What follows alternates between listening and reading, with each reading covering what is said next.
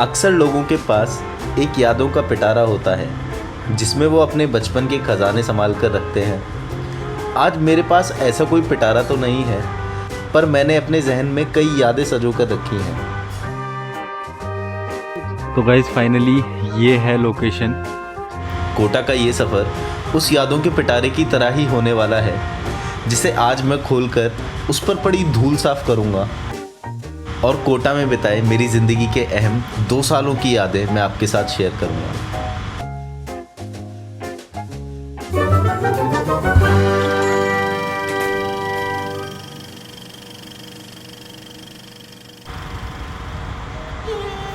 ये व्लॉग शायद आप लोगों को थोड़ा स्लो लग सकता है, पर यकीन मानिए इसके हर एक पल में आपको कुछ नया देखने और महसूस करने को ज़रूर मिलेगा। मुझे आशा है कि आप मेरे साथ इस सफ़र में बने रहेंगे।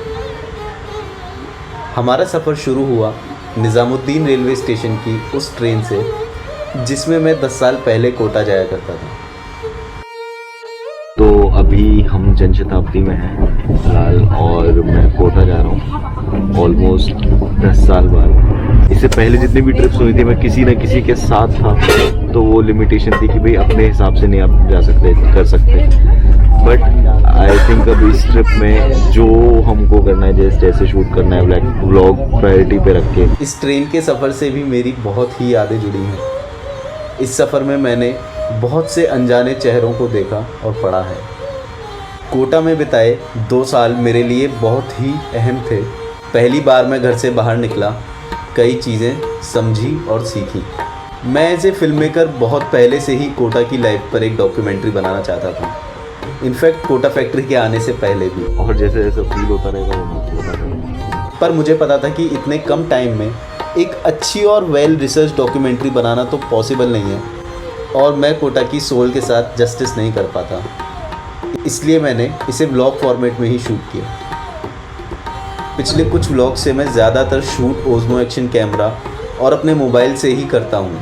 मैं अपना कैमरा किट तो हर जगह कैरी करता हूँ, पर वक्त और मौका ही नहीं मिलता कि कैमरे से शूट किया जाए।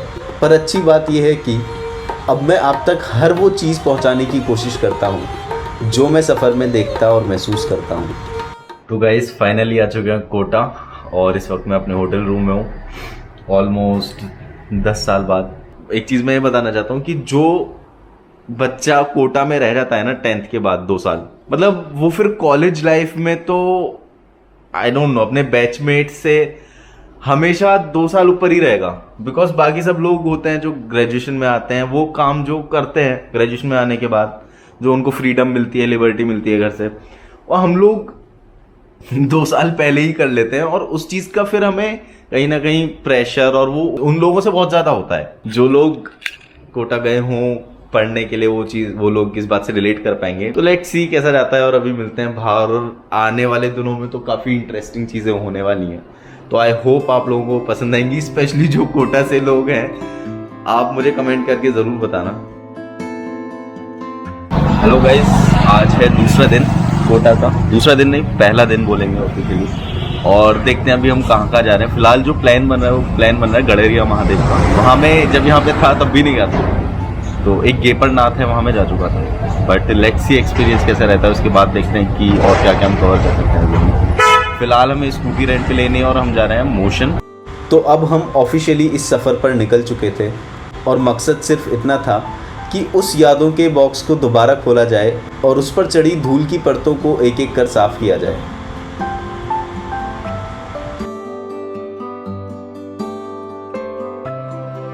मेरी आंखों के सामने जो भी दृश्य था वो मैं अपने ओज़मो या फिर मोबाइल की मदद से आप तक पहुंचाने में जुट गया।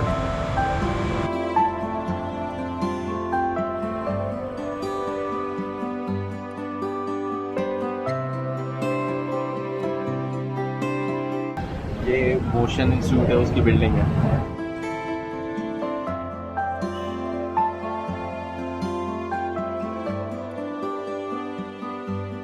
तो ये अभी हम पहुंचने ही वाले हैं। थोड़ा सा क्लोज दिखा रहा है, बाकी मैं आपको सामने दिखाता हूँ।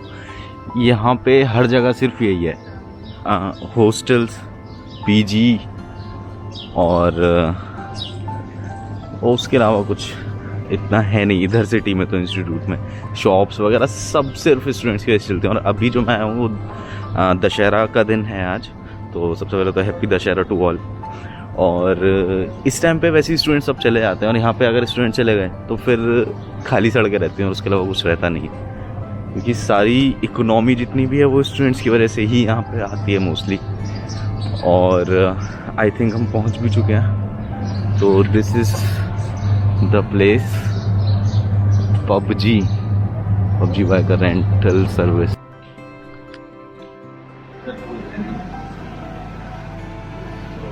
तो अभी हम वेट कर रहे हैं स्कूटी मिलने का, एक स्कूटी मिल जाए फिर इधर उधर करते हैं।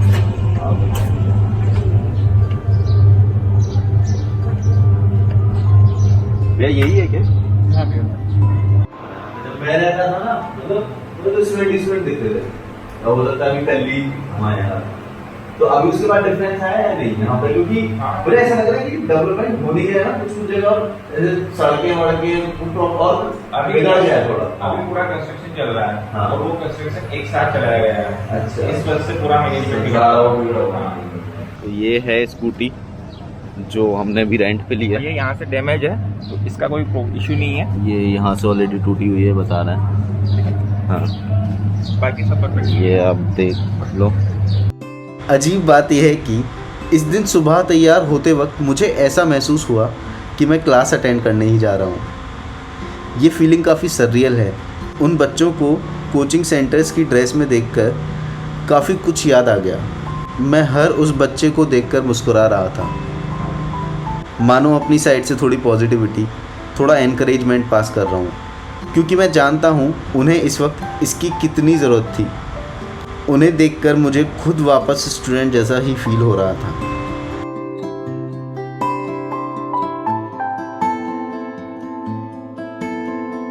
अभी फिलहाल हम पोहा खाने आए हैं यहाँ पे, पोहा जलेबी जो बहुत फेमस ब्रेकफास्ट है। और काफ़ी लेट हो चुके हैं, बहुत जगह मिला नहीं था, तो अब यहाँ हमें मिला है। और इस रोड पे मैं बहुत आता था पहले, इनफैक्ट आगे एक ATM है, तो उसमें मैंने फर्स्ट टाइम, आप समझ सकते हो, 10th के बाद, और उस टाइम पे 2010 में जो ATM कार्ड्स वगैरह इतने कॉमन नहीं होते थे बच्चों के लिए भी, तो वो सबसे पहले मैंने यहाँ पे ट्राई करा था। और इस मार्केट से बहुत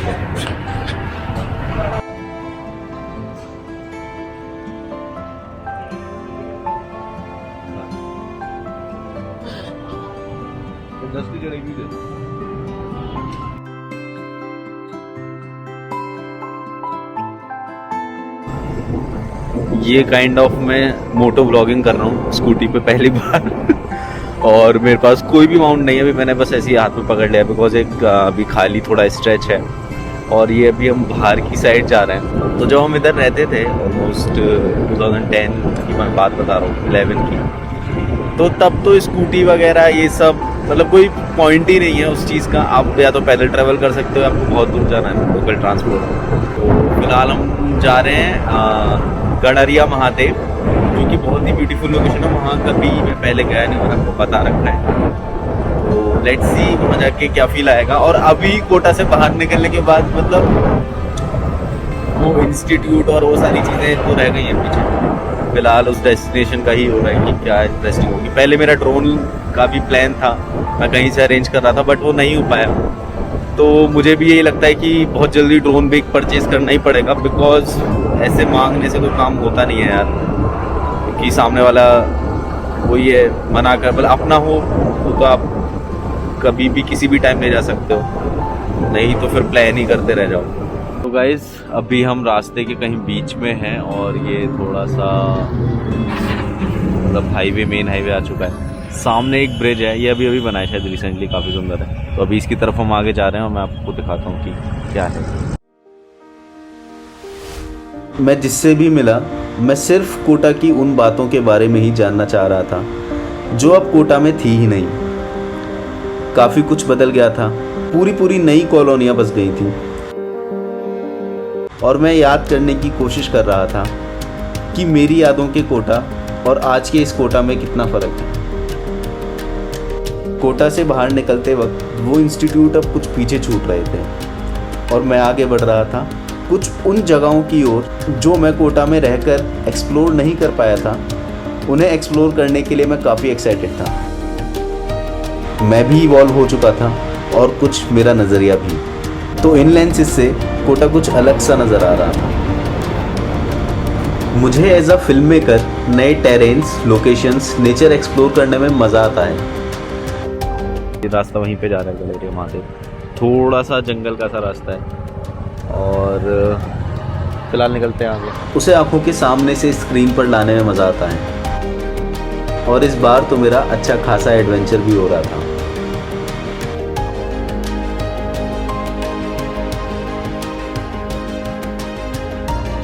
तो यहाँ पे हम ऑफ रोडिंग करते हुए निकल रहे हैं आगे और बड़ी जुगाड़ से सेटअप कर रखा है और अच्छा है मेरे पास कोई कैमरा पकड़ने के लिए है, नहीं तो अकेले बिना माउंट के शूट करने में तो बड़ी दिक्कत होती है। या तो माउंट होता तो बहुत ईजी था। और ये रास्ते देख रहे होंगे आप, ऐसा ही है। आई थिंक चलो बाकी की बात भी करते हैं। फिलहाल मैं ध्यान देता हूँ रास्ते पे और स्कूटी पे, क्योंकि मैं नहीं चाहता कि कहीं पे हम परमानेंट ही खड़े हो जाएं यहाँ पे। एक लंबा सफ़र तय करके डर ये भी था कि कहीं हमारी स्कूटी बीच में रुक ना जाए, पर फाइनली हम एक बहुत ही शांत और खूबसूरत लोकेशन पर पहुंचे जिसका नाम था गड़रिया महादेव। तो गाइस फाइनली यहाँ पे पहुँच चुके हैं हम गड़रिया महादेव और बंदर हैं लिमिट से बाहर, तो इसीलिए चश्मा वगैरह सब उतार दिया है। और अभी धूप तो है खैर अच्छी खासी। बंदर ये देखो बड़े तादाद में बैठे हुए हैं। हाँ खासा ही होगा। मुझे लगता है कि सफ़र जितना मुश्किल हो मंजिल उतनी ही खूबसूरत होती है। धूप हो रही है काफ़ी ज़्यादा और यहाँ पे यार मैं इतना मिस कर रहा हूँ। अगर ड्रोन होता मेरे पास तो ये जो लोकेशंस होती हैं ड्रोन पे ही कवर करने वाली होती हैं। और मैं भी आपको अपने सामने से दिखाता हूँ एक बार, ये देखो यार। और इसका लाइव एग्जाम्पल मेरी आंखों के सामने था। ये पूरी लोकेशन है, पूरे पीछे तक है। आई थिंक नीचे यहाँ पे कोई मंदिर भी होगा डेफिनेटली। भले ही मेरे पास ड्रोन नहीं था, पर अपने ओज़मो से ही मैंने ड्रोन की तरह शूट करने की कोशिश की, क्योंकि हम काफ़ी हाइट पर भी थे इसलिए पॉसिबल था। काफ़ी दूर तक हमें सब कुछ नज़र आ रहा था। तो गाइज फाइनली ये है लोकेशन और बहुत टाइम से नेट पे देखी थी इसकी फ़ोटोग्राफ्स वगैरह और मैंने पहले कभी फर्स्ट टाइम मैं विज़िट कर रहा हूँ। काफ़ी अच्छी है और फिलहाल यहाँ पे एक आगे मंदिर भी है अंदर, तो वहाँ पे भी जाके देखते हैं कि और क्या क्या चीज़ें मिलती हैं। फिलहाल निकलते हैं यहाँ से। ये मेरा बार बार ड्रोन के बारे में बोलना कोई शो ऑफ नहीं है, बस एक आर्टिस्ट को अपने औजार की ज़रूरत होती है और उसकी कमी उसे हमेशा खलती है। तो बस आप इसे एक फिल्म मेकर की रेंट ही समझिए। उस लोकेशन पर पहुंचकर मुझे काफ़ी अमेजिंग लग रहा था। मन काफ़ी शांत महसूस कर रहा था। शोर और भीड़ से हम काफ़ी अलग आ चुके थे और इतनी ग्रीनरी और पानी देखकर बिल्कुल भी ऐसा नहीं लग रहा था कि हम राजस्थान में हैं। और गड़रिया महादेव मंदिर की एक अलग ही खूबसूरती थी। सच बताऊं तो मैं ज़्यादातर मंदिरों में जाता नहीं हूँ, पर वहाँ की वाइब्स ही कुछ अलग थी, बहुत पॉजिटिव थी और मैं काफ़ी ठहरा हुआ, शायद स्पिरिचुअल भी फील कर रहा था। अब तक मैं काफ़ी डिलेमा में था कि इस व्लॉग का फॉर्मेट क्या रखना है, स्क्रिप्ट वगैरह क्या होगी, पर हर लोकेशन पर पहुंचकर मुझे बस ये पता था कि कुछ भी छोड़ना नहीं है। जो भी मैं एक्सपीरियंस कर रहा था, फील कर रहा था, वो मुझे कैप्चर करना था। और जैसे जैसे मैं अपने सफ़र में आगे बढ़ता रहा और चीज़ें एक्सप्लोर और शूट करता रहा, मुझे और भी कॉन्फिडेंस मिलता रहा। नेक्स्ट आने वाला सफ़र और भी मज़ेदार होने वाला है, ये मैं दावे के साथ इसलिए भी कह सकता हूँ क्योंकि ये वीडियो मैं वापस नोएडा आकर ही रिकॉर्ड कर रहा हूँ और मैं जानता हूँ कि मेरे पास काफ़ी इंटरेस्टिंग स्टोरीज़ हैं आप लोगों तक पहुँचाने के लिए। तो आशा है आपको ये व्लॉग पसंद आया होगा और आपको कुछ नया देखने को मिला होगा। कोटा के इस नॉस्टैल्जिक सफ़र में मेरे साथ इसी तरह बने रहें।